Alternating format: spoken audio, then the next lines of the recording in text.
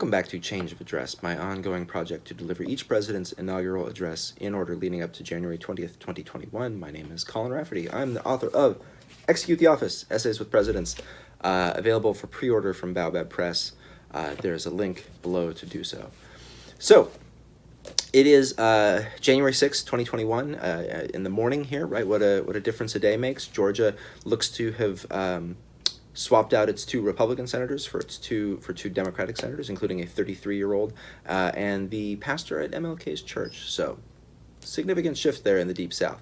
In 1964, Georgia was one of only 6 states that went for Barry Goldwater. So it's, it's not the best thing to have voted for. Goldwater, of course, is the Arizona senator who really kind of births the modern conservative movement. He loses significantly to Lyndon Baines Johnson, right, who delivers today's speech. But there's a ripple effect for sure, right? And some say it might culminate in the 1980 election of Ronald Reagan, but I feel like there's a pretty good argument to be made that it culminates in the 2016 election of Donald Trump. But that's not what we're here for today, right? Because Goldwater loses. And so Johnson continues his Great Society programs. We are in a time of remarkable change. I know that boomer nostalgia is a real thing and a kind of occasionally pernicious thing. But, there's a reason I've got a picture of a Saturn V rocket next to my desk. Because amazing things happen in this time, and it's useful to remember that. Incredibly dramatic things happen in this time as well. We'll talk about that next episode. But today is a significantly dramatic day in the United States. The vote to certify the electors happens today in the Senate or in Congress, and both Republican senators and Congress folk have announced their plans to object to it. The president has said he believes that the vice president can simply reject those electors. Already there are arrests and protests in Washington, D.C. So, we've said this is going to lead up to January 20th, 2021, and we will see that happens. So, anyway, that's a lot of ado. So, let's get to LBJ's only inaugural address, right? Oh. Sorry. Before we do that, a little bit more ado. So LBJ is inaugurated by Earl Warren, who is the Chief Justice of the Supreme Court at this point. But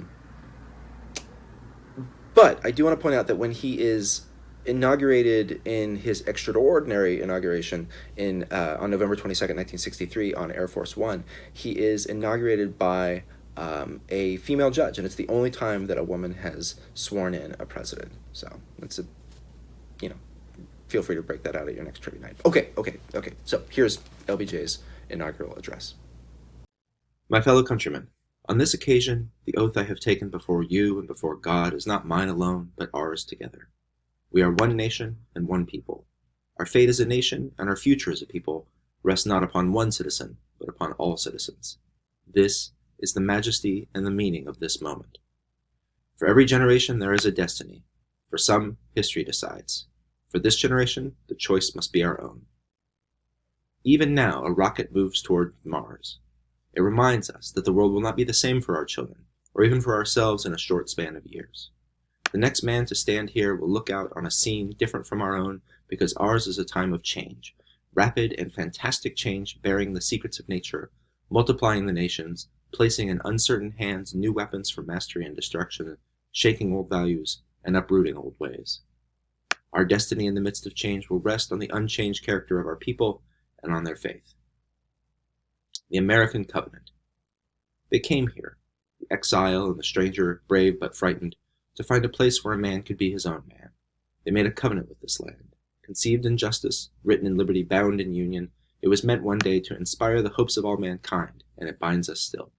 If we keep its terms, we shall flourish. Justice and change.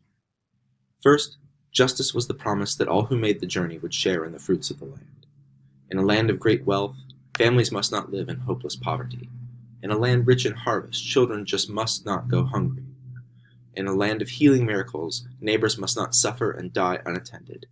In a great land of learning and scholars, young people must be taught to read and write. For the more than 30 years that I have served this nation, I have believed that this injustice to our people, this waste of our resources, was our real enemy. For 30 years or more, with the resources I have had, I have vigilantly fought against it. I have learned, and I know, that it will not surrender easily. But this change has given us new weapons. Before this generation of Americans is finished, this enemy will not only retreat, it will be conquered. Justice requires us to remember that when any citizen denies his fellow, saying, "His color is not mine," or "His beliefs are strange and different," in that moment he betrays America, though his forebears created this nation. Liberty and change. Liberty was the second article of our covenant. It was self-government. It was our Bill of Rights. But it was more. America would be a place where each man could be proud to be himself, stretching his talents, rejoicing in his work, important in the life of his neighbors and his nation. This has become more difficult in a world where change and growth seem to tower beyond the control and even the judgment of men. We must work to provide the knowledge and the surroundings which can enlarge the possibilities of every citizen. The American Covenant called on us to help show the way for the liberation of man, and that is today our goal. Thus, if as a nation there is much outside our control, as a people no stranger is outside our hope. Change has brought new meaning to that old mission. We can never again stand aside prideful in isolation. Terrific dangers and troubles that we once called foreign now constantly live among us. If American lives must end, and American treasure be spilled in countries we barely know, that is the price that change has demanded of conviction and of our enduring covenant. Think of our world as it looks from the rocket that is heading towards Mars. It is like a child's globe, hanging in space, the continents stuck to its side like colored maps. We are all fellow passengers on a dot of Earth, and each of us, in the span of time, has really only a moment among our companions. How incredible is it that in this fragile existence we should hate and destroy one another? There are possibilities enough for all who will abandon mastery over others to pursue mastery over nature. There is world enough for all to seek their happiness in their own way. Our nation's course is abundantly clear. We aspire to nothing that belongs to others. We seek no dominion over our fellow man, but man's dominion over tyranny and misery. But more is required. Men want to be part of a common enterprise, a cause greater than themselves. Each of us must find a way to advance the purpose of the nation, thus finding new purpose for ourselves. Without this, we shall become a nation of strangers. Union and change. The third article was union. To those who were small and few against the wilderness, the success of liberty demanded the strength of union. 2 centuries of change have made this true again. No longer need capitalist and worker, farmer and clerk, city and countryside struggle to divide our bounty. By working shoulder to shoulder, together we can increase the bounty of all.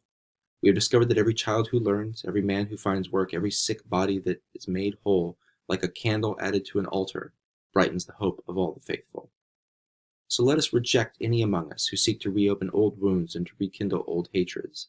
They stand in the way of a seeking nation.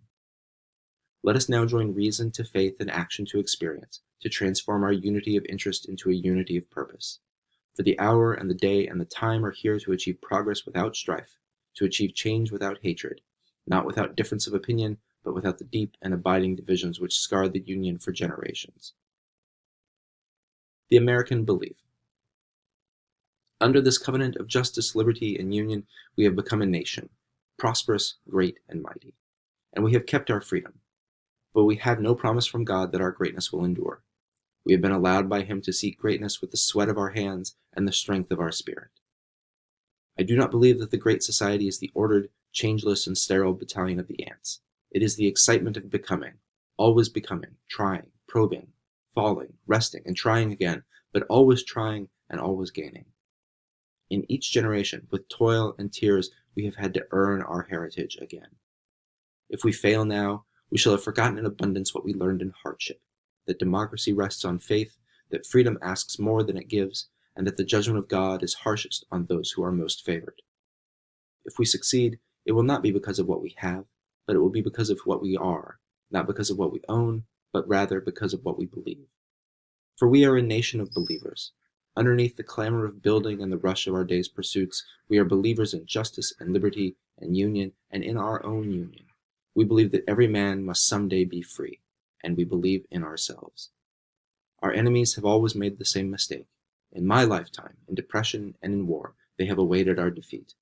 Each time from the secret places of the American heart came forth the faith that they could not see or that they could not even imagine.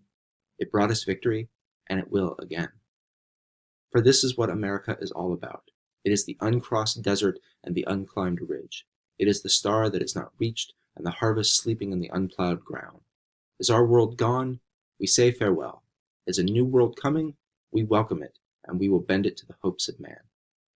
To these trusted public servants, and to my family and those close friends of mine who have followed me down a long, winding road, and to all the people of this Union and the world, I will repeat today what I said on that sorrowful day in November 1963. I will lead, and I will do the best I can. But you must look within your own hearts to the old promises and to the old dream. They will lead you best of all. For myself, I ask only, in the words of an ancient leader, give me now wisdom and knowledge, that I may go out and come in before this people. For who can judge this thy people that is so great? Lyndon Baines Johnson's inaugural address, delivered in January 1965. Easily the first address that talks about rockets and going to Mars. And really, as a creative writing teacher, I got to say, some impressive imagery in that one, right? And some nice parallelisms, and good job, LBJ, B+. Tomorrow, LBJ decides not to run for a term, even though he technically could, right? Like it would be his second elected term, but he decides that he will not run for president. And so in 1968, Richard Nixon returns. So we'll start with his first inaugural address tomorrow. So thanks for tuning in. See you then.